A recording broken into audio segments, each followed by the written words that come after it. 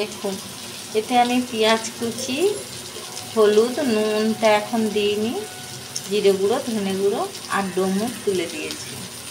জানেন তো আমি তেল গরম হওয়ার আগেই সবজি দিয়ে দিই, কারণ অ্যাসিড হয় না। কম মানে তেলটা কম গরম করতে হয়, উষ্ণ গরম। এবার আমি ডুমুর ভাজাতে দিচ্ছি একটু পনির। এটা দিলে কি হয়, পনির ভাজা এবং ডুমুর ভাজা দুটো মিলে একটা টেস্ট আলাদা হয়, খেতেও ভালো লাগে। তাছাড়া ডুমুরটা যে শক্ত শক্ত হয়ে একটু কি হয়ে থাকে, একটু খেচে খেচে থাকে, সেটাও নর্মালিটি হবে, তার জন্য করছি। এবার আমি স্বাদ মতো নুন দিচ্ছি। এই দেখুন স্বাদ মতো নুন দিলাম।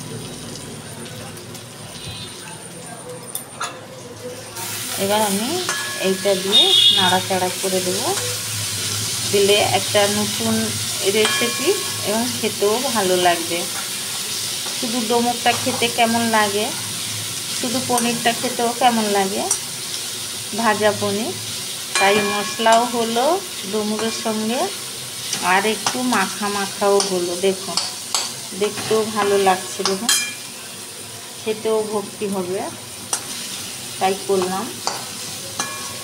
কিন্তু খুবই কম তেলে করবেন, কারণ বেশি তেল হলে তরকারিটা জ্যাপ জ্যাপ করবে, তো ভাল লাগবে না। তাই বলছি, খুব সুন্দর একটা রান্না। দেখুন একটু পরেই সেদ্ধ হয়ে যাবে, আর কিছু দেওয়ার নেই। দেখালাম তোমাদের বন্ধুরা, দেখবেন এরকম করে খেতে পারেন। দেশ পাড়া গাঁও গ্রামে ডুমুর পাওয়া যায়, মোচা পাওয়া যায়, থোড় পাওয়া যায়। আমি থোড় রান্না করলে নারকেল দিয়ে করি, ভালো লাগে।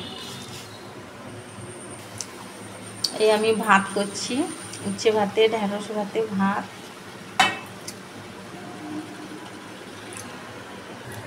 দেখুন বন্ধুরা, তোমরা হয়তো ভাবছো যে দিদিভাইটা সবসময় কেন শুধু রুগীর রান্না দেখায়।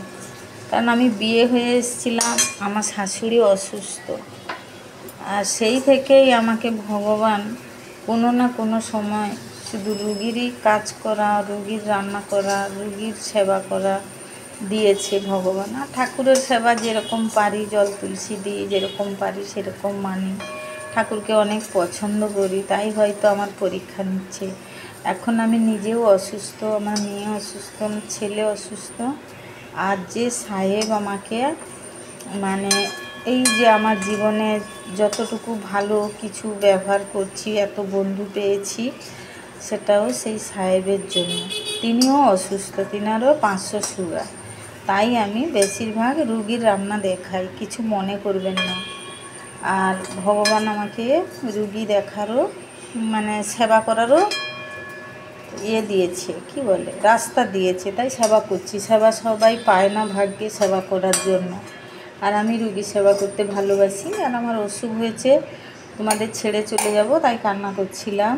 অনেকটা পছন্দ করি এই জন্মটা।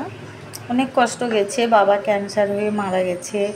আমরা 3 বছর থেকে 3 বছর বয়স থেকে কষ্ট পাচ্ছি। তাও মানুষ জন্ম হয়েছি, কত কিছু করতে হবে, তাই না? তাই আমি খুব পছন্দ করি মানুষ জন্মটা। আর অনেক কষ্ট হলেও কিছু ভাবি না,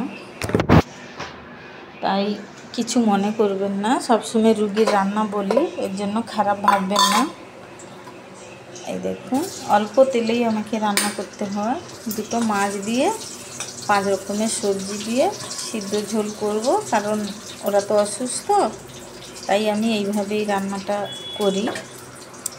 আর ঠাকুরের রান্না করতে পছন্দ করি, কিন্তু এখন আমার শরীরটা এতটাই খারাপ, তাই সবাইকে ঠাকুর দিয়েছি। আমার কাছে কিছু আছে, আমি এমনি খেতে দেই, ফুল দেই, কিন্তু ঠাকুর মন্ত্র পড়ে নিয়ম করে বার তিথি করে সেই শক্তিটা আমার নেই, আগে করতাম।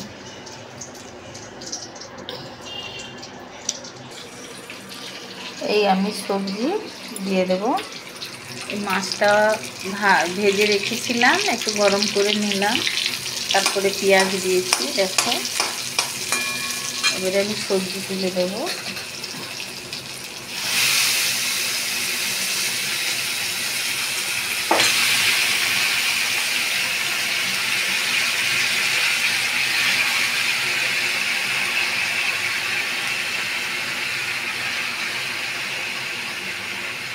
এটা সিদ্ধ ঝোল করলে কি হয়, সব সবজি প্রোটিনটা ভালো পাওয়া যায়। আর একটু স্যুপ টাইপের করে দিই তো, কড়া মশলা দিই না, তাই এই আমি স্বাদ মতো নুন দিলাম।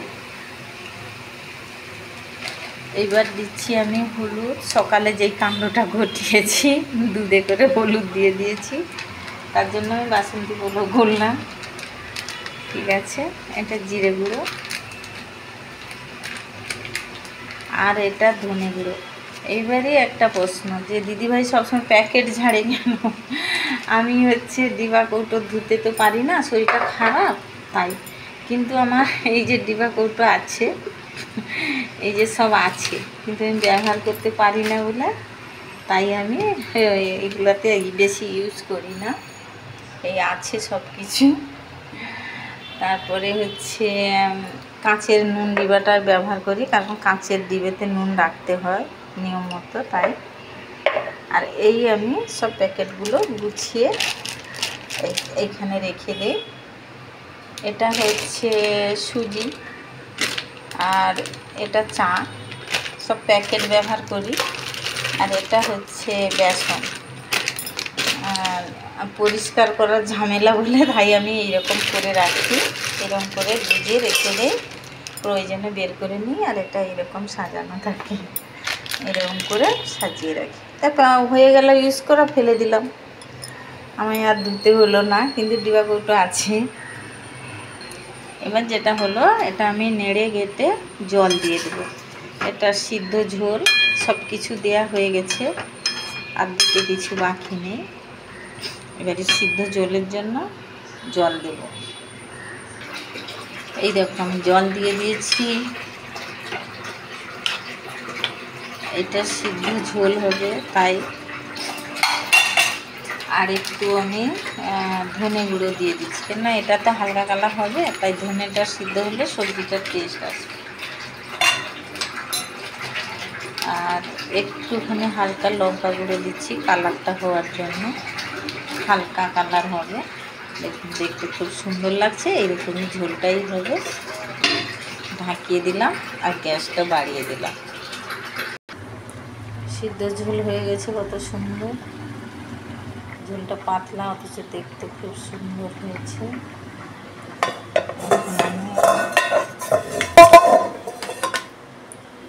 নেড়ে ঘেটে দেখিয়ে দিচ্ছি। এই টমেটোগুলো ভেঙে দিলে তরকারি মানে ঘনত্ব চলে আসবে।